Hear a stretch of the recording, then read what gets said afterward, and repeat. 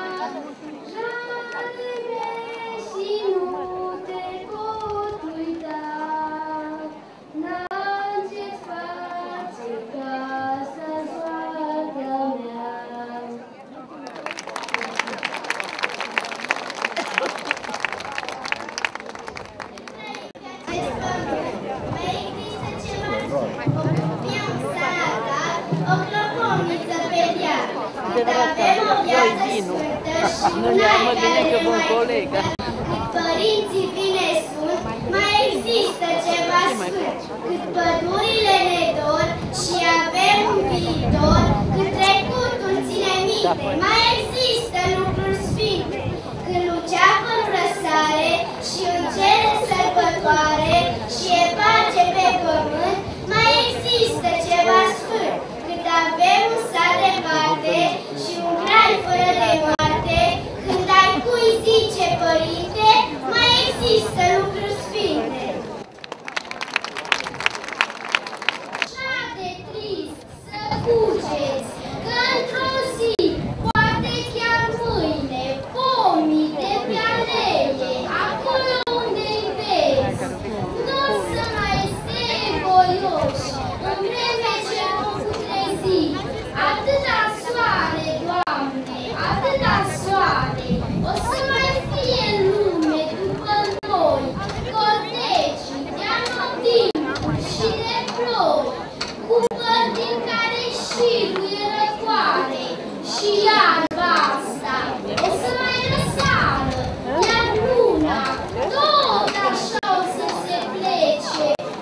dată peste apa care trece.